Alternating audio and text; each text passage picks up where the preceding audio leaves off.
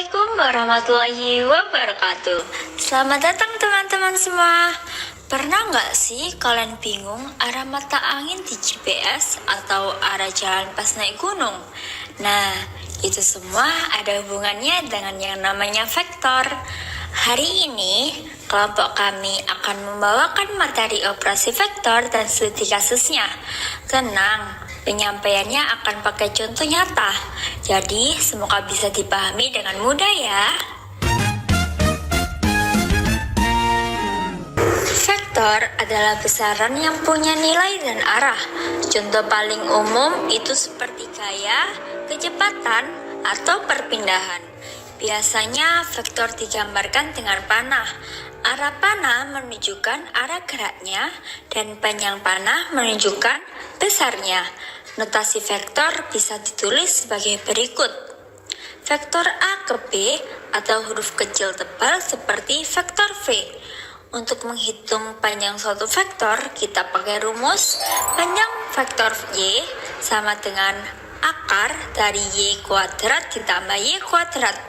Misalnya, kalau kita punya vektor dengan komponen X sama dengan 3 dan Y sama dengan 4, maka panjang vektor V sama dengan akar dari 3 kuadrat ditambah 4 kuadrat sama dengan akar 25 sama dengan 5. Rumus ini akan terus kita pakai di studi kasus selanjutnya. Yuk kita lanjut. Studi kasus 1. Navigasi. Bayangkan ada seorang pendaki berjalan 6 km ke timur, lalu lanjut 8 km ke utara ke pos istirahat. Pertanyaannya, 1. Berapa total perpindahan dari titik awal ke pos? 2. Ke arah mana perpindahan itu terjadi? Rumus. Perpindahan sama dengan akar dari 6 kuadrat ditambah 8 kuadrat sama dengan akar 100 sama dengan 10 km. Sudut arah sama dengan tangan invers dari 8/6, kira-kira 53,1 derajat ke utara dari timur. Makna dalam navigasi. Jadi, perpindahan totalnya adalah 10 km dengan arah sekitar 53 derajat ke utara dari arah timur. Ini penting banget dalam dunia nyata, terutama buat kompas, GPS, dan perencanaan rute, baik di peta digital maupun manual. Seorang atlet panahan menarik busur 4 meter ke barat, lalu menyesuaikan bidikan 3 meter ke utara. Pertanyaannya, 1. Berapa besar gaya total? 2. Ke arah mana panahnya dilepaskan? Rumus. Resultan gaya sama dengan akar dari 4 kuadrat ditambah 3 kuadrat sama dengan akar 25 sama dengan 5. Arah sama dengan tangen invers dari 3/4, yaitu sekitar 36,87 derajat ke utara dari barat. Artinya, arah dan kekuatan menarik panah bisa dihitung pakai vektor supaya bidikannya lebih akurat dan konsisten. Studi kasus 3. Penerbangan. Sebuah pesawat terbang 400 km per jam ke timur dan ada angin dari arah utara dengan kecepatan 100 km per jam. Pertanyaannya, berapa kecepatan dan arah sebenarnya pada pesawat? Rumus.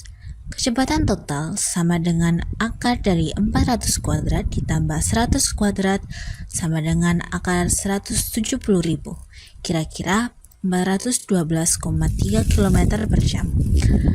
Arah sama dengan tangan invers dari 100/400, yaitu sekitar 14 derajat ke utara dari timur.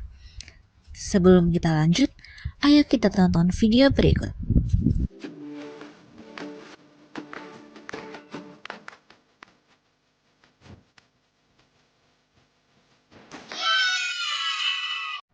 Pernah main joget-joget?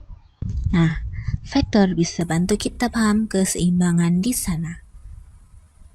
Kalau gaya kali lengan kiri sama dengan gaya kali lengan kanan, atau ditulis F sub K kali L sub K sama dengan F sub B kali L sub B, maka papan akan seimbang. Gaya yang bekerja digambarkan dalam bentuk vektor. Semakin jauh atau semakin berat posisinya, pengaruhnya semakin besar. Contoh soal, sebuah kapal laut bergerak 60 km per jam ke timur dan arus laut mengalir 30 km per jam ke utara. Berapa kecepatan total kapal? Rumus. Kecepatan total kapal sama dengan akar dari 60 kuadrat ditambah 30 kuadrat sama dengan akar 4500. Kira-kira 67,08 km per jam. Jadi, kapal bergerak sedikit miring ke utara dari timur dengan kecepatan sekitar 67 km per jam. Kesimpulannya, vektor adalah besaran yang punya arah dan nilai. Operasi vektor seperti penjumlahan dan pengurangan bisa bantu menyelesaikan soal gerak dan posisi. Vektor banyak digunakan di GPS, olahraga, penerbangan, sampai main jungkat-jungkit.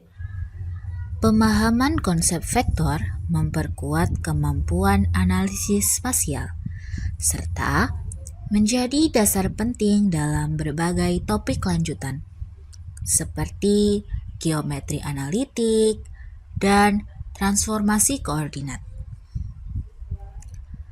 Selain contoh-contoh yang sudah kita bahas, sebenarnya vektor juga banyak dipakai dalam bidang lain seperti robotika, grafik komputer, dan bahkan game online. Misalnya, saat karakter dalam game bergerak, sistem akan menghitung arahnya pakai vektor juga. Dengan memahami konsep dasar vektor, kita jadi punya bekal penting untuk lanjut ke materi matematika dan fisika yang lebih kompleks. Jadi, jangan anggap remeh vektor ya, karena dia bukan cuma simbol panah, tapi alat bantu analisis yang sangat berguna dalam kehidupan nyata. Semoga setelah presentasi ini, teman-teman makin paham dan gak takut lagi sama yang namanya vektor. Let's go! Sekian dari kami, terima kasih atas perhatiannya. Wassalamualaikum warahmatullahi wabarakatuh. Yeah,